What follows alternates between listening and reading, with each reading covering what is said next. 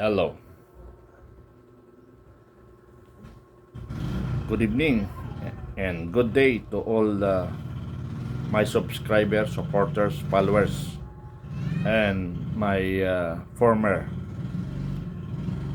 diehard Marcos Loyalists since 1974. Gusto ko lang iparating sa lahat ng mga kasama ko sa Marcos. Kayong mga maka-Marcos na sampid lang kayo. Kami, before the election, nasa higher up kami, nasa inner circle kami. Kasi mayroong outer circle. Nasa labas ng circle, yung mga, ibig sabihin, mga nakadistansya. Sabi nga ni Brother Martin Araneta, bosong kapatid ni Lisa Marcos. Hindi sir, kuhan nyo sila. Nasa outer circle, kami ay nasa inner circle. So kasama tayo doon. Ganito ang mga napag-usapan namin. Para malaman nyo ng lahat. Kasi nga, may mga kasi ito yung gusto ko ipaliwanag sa lahat kasi ng mga kaibigan ko, classmate ko, barkada ko, ay nag-aaway kami patungkol sa politika. Itong akin ay advocacy ko. Nagkataon na si Duterte ang kalaban ng Marcos sa politika. Aywan ko kung saan yung personalan. Pero ito yung tandaan ninyo. Nagmula ako sa advocacy ko since 2020. Doon ako nagsimula during the pandemic. Kaninong panahon yun? Panahon ni Duterte. Na kung saan ang daming sermon ang inabot sa akin ng mga ng Malacanang Action Center. Binull out ko yan. Pinagalitan ko yan, yung Malacanang Action Center panahon ni Duterte. Ang sinabi ko, kung hindi nyo kaya, palitan ko kayo. Palitan ko yung director nyo. Biro mo, sagutin nyo ako ng, kasi sir, yung mga ahensya ng gobyerno hindi mag-submit. Para ano kayo dyan? Kayo ba nagpapasubmit o yung Pangulo? Sabihin mo sa director mo, palitan ko siya. Alam ko, naka-record to. Iparinig mo na lang kung natakot ka magsalita. Sa panahon pa ni Duterte, ako nagngangawa. Bakit kung binibira ko ang korupsyon, ang isasagot nyo, Duterte? Hindi makatwiran yun, mga kaibigan. Wala ba kayong ibang masabi pagdepensa kay Marcos kung hindi ang isasagot nyo, sisiraan nyo ang Duterte? Parang hindi makatwiran yung mga pulpul kayo. Mga pulpul kayo. Bakit? Binibira ko ang korupsyon sa panahon ni Marcos. Ang isasagot nyo, Duterte. Anong kinalaman ni Duterte sa sinasabi ko? Bakit? Inutusan ba ako ni Duterte? Para idikit nyo sa akin si Duterte? O wala lang kayo talagang naratibong masabi na maganda? Kung binira ko ang corruption, dipinsahan nyo. Sasabihin nyo laging resibo. Gago. Bakit resibo? Nagkakaso ba tayo para resibo sasabihin nyo? Para rin kayo na si Raulo na si Anticler. Resibo kayo ng resibo. Kayo may hawak ng resibo eh. Hindi nyo pinapakita sa publiko eh. Resibo kayo ng resibo. Lumitaw yung Marines, resibo pa rin sinasabi mo. Yun na nga resibo eh. Yung sinasabi ni dating Pangulong Irap Estrada, sabi niya, ako natanggal at nakulong dahil sa sobre lang. Ngayon, malita-malita, napakataas na ng problema. Hindi pa rin natatanggal ang presidente. Paano kung sitidor kayo? Kayo ang may kasalanan sa nangyari sa ating bangag na presidente. Balikan ko uli. Kay Duterte administration ako nagsimula. Mga pulpul kayo. Wala lang kayo magandang isagot. Isisingit si Duterte. Ako nagsasalita, bakit nyo isingit si Duterte? Di ako siraan nyo. Hindi si Duterte. Bakit inutusan ba ako ni Duterte? Para magsalita? Mga gunggong kayo, no? Hindi ako inutusan. Kusa ko ito. Malasakit ko sa bayan. Bakit? Nung binibira ko ang Duterte administration, inutusan ba ako ni Vice President Leni Robredo? O ng Duterte? What I mean, ng Marcos? Kusa ko yan. Advocacy ko ba? Advocacy ko ito. Naintindihan nyo ba ang advocacy? Sarili ko yan, decision. Buhay ko ito. May pagmamahal sa aking bayan. Ayan o, watawat o. Retired na ako. Ito pa o, basahin nyo o.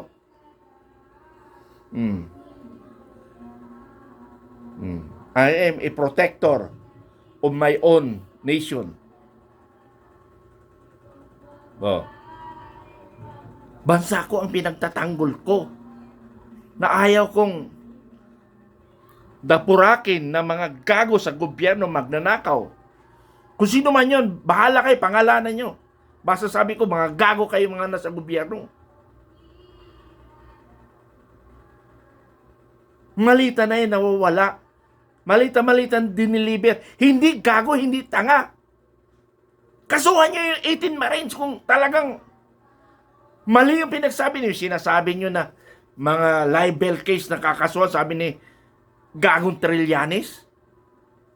Ano yan? Defensive sa mga kanyo? Kunwari, para lalabas hindi totoo, mga gago. Ha? Ginagago nyo kami? Ikaw, General nyo, sir. Magpapile ka ng case.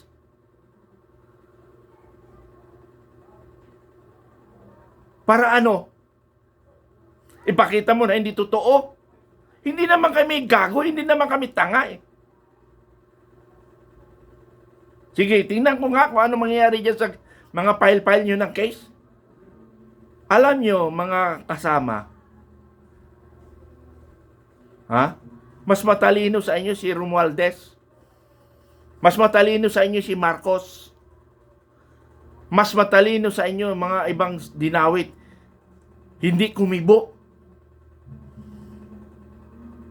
Dahil it's useless yung pagkikibo nila. Dahil alam naman nila, wala rin pupunta yung file case nila. Hindi sila gago, hindi na sila nanggagago kasi alam nila na hindi rin sila magtatagumpay. O may isang congressman, umamin, babae pa. Hindi ko naman hiningi yun, ibinigay sa akin eh. O, tingnan mo, isang congressman na matapang. Sinabi niya, hindi ko hiningi yun, ibinigay sa akin, tinanggap ko. O, yun yung tunay na Pilipino, tinanggap niya eh. Hindi siya pakimi-kimi, hindi katulad ng iba dyan, kimi-kimi.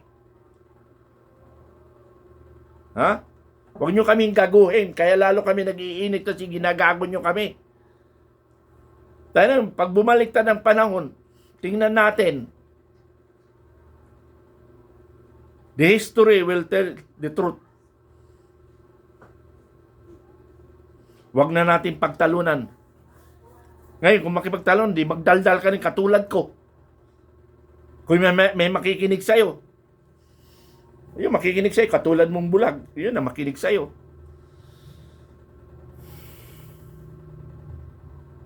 Wala lang kayong masabi. Binabanatan ko ang Marcos administration, hindi ko naman sinasabi si Marcos. ibaba natin si Duterte. Anong kinalaman ni Duterte sa ginagawa ko? Gusto niyo palit si Marcos, sinong papalit? Gago! Hindi mo ba alam ang batas?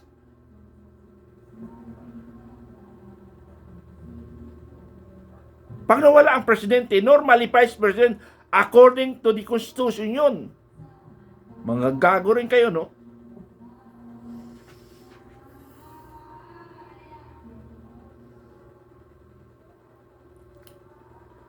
Hindi ko kayo maintindihan, mga kababayan. Okay. Isa pang ipamuka ko sa inyo na kakala nyo Marcos kayo. Anong ginawa nyo sa campaign period? Sige nga, magkwento kayo. Yung bumibira sa akin. Mag-isa-isa tayo. Yung mga nagtatanggol kay Marcos. Isa-isahin natin kung ano nagawa nyo sa Marcos. Ako, buhay ko. Pera ko. Pagod ko. Para lang manalo si Marcos.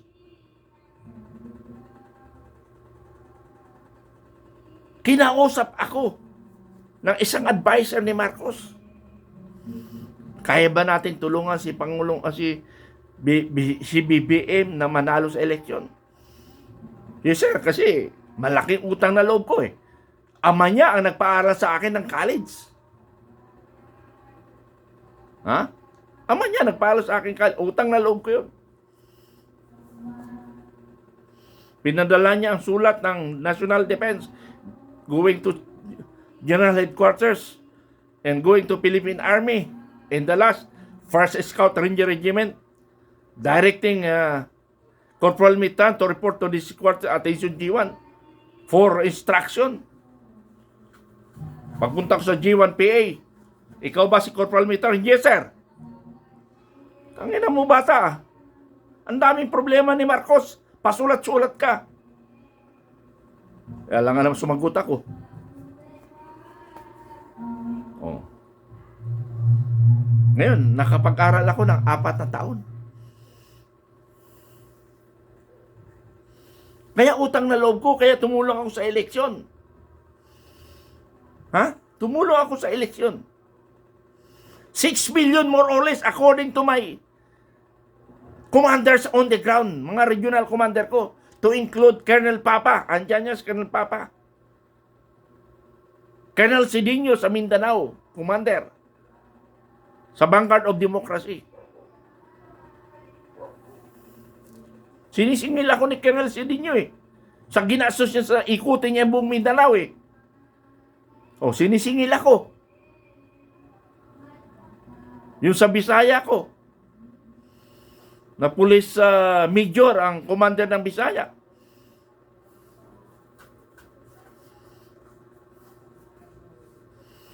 Mindanao, sa Luzon, si Colonel Papa. Kasama ko sa Special Forces dati. Pinatutal ko sa admin officer ko, more or less 6 million. Hindi ko sinabi na bumuto lahat yun, pero member ko yun. At saka lahat yun, almost yun makamarkos. Nanalo.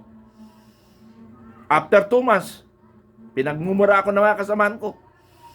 Nabudol tayo sir. Yung iba, galit sa akin dahil ibinulsa ko na yung binigay na pera. Tangina ni piso nga, wala binigay eh. Kaya nasira ako sa mga kasama ko. Kaya yung Vanguard Democracy ko, pinalaylo ko. Kasi mura inabot ko. Na hindi sila naniniwala na hindi ako binigyan ng pera. Yung binigyan nga ng 2 billion pesos para sa campaign namin, ibinulsa ni First Lady. Galing yun sa kanyang head security information. Kasi kami bumubulong-bulong kasi kasama ko eh. Baka naman ako meron dyan eh. Wala talaga kasi meron nga nagbigay 2 billion businessman. Ayun, binulsa ni First Lady. Walang pera si Marcos Jr. nung eleksyon. Puro pangako lang ang kanya. Sabi niya, Babawi na lang pag kayo nakaupo. Ayun, bumawi nga. Kaya inubos ang kaba ng bayan eh. Iupo kita. Diyan sa sweepstake. Ilalagay kita dyan. Ubusin mo pera dyan. Pero hati tayo. Sabi ni First Lady. Ha?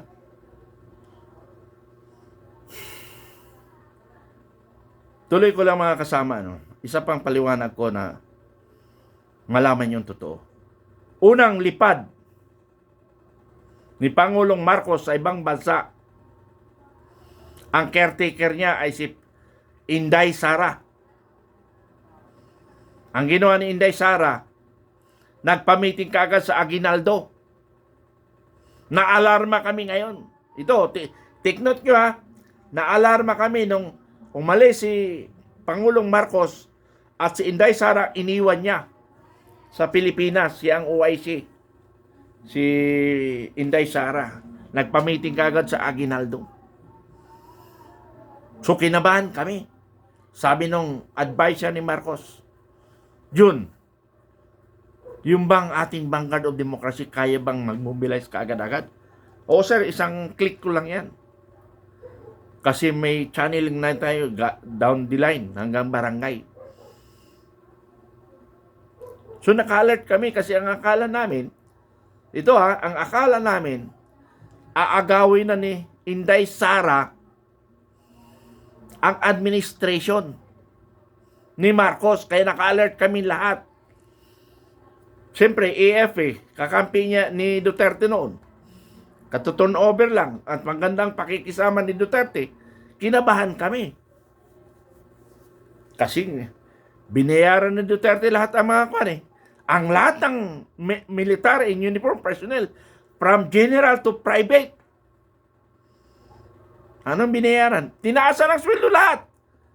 Pero dito kay Marcos, ang mga generals lang ang may malita. Yung mga private, barya lang. Yung 5%. Ha? 5%. Ayan. Pero yung mga general, malita. Ganun ang taktika ng Marcos administration. Bilhin yung pagmumuka ng mga general.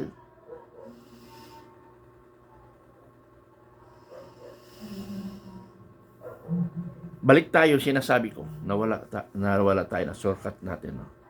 Naghanda kami. Inorganize namin yan. Kasi nga, delikado. Nangamba kami.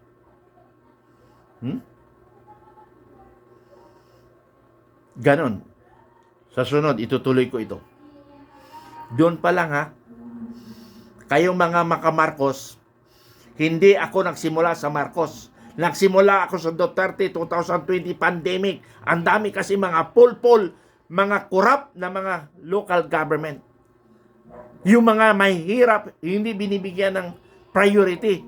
Yung tuloy mga may kaya, yun ang naging priority. Palakas ang system, kaya lumitaw si Mitran. Doon ako nagsimula na maraming tumawag sa akin, hindi ko kilala mga sibilyan. Sir, ang gagawin ko, ganto-ganto. Sabi ko, pumunta ka ng barangay. Sir, pinapauli kami ng pulis. Hulihin niyo yung pulis. Ha? Kung makikialam sa problema natin, basta wag lang kayo manakit. Unless papatayin kayo. Hulihin niyo yung pulis. Bakit siya makikialam? Tagutom nga eh. Dapat yung pulis mag-assist sa mga lahat dyan. Kung yung ang nakikita niya, binabantay yung mga taga-barangay, may kinakampihan, sitahin niya. Ibaliktad eh. Kung alin pa yung gutom, yung pasisitahin, mga gago kay mga pulis eh. Hindi ko sinasabing lahat, mayroon. Ha? Dito sa amin, sa Barangay San Isidro, Antipolo City, San Luis, Inrawan, ipapahuli nyo sa pulis? Dahil lang sa salita ng hindi maganda? Karapatan yon ng isang mamamayang Pilipino. O, anong nangyari sa kinakaso? Walang nangyari. Kasi karapatan niya, nagsalita siya sa nakikita.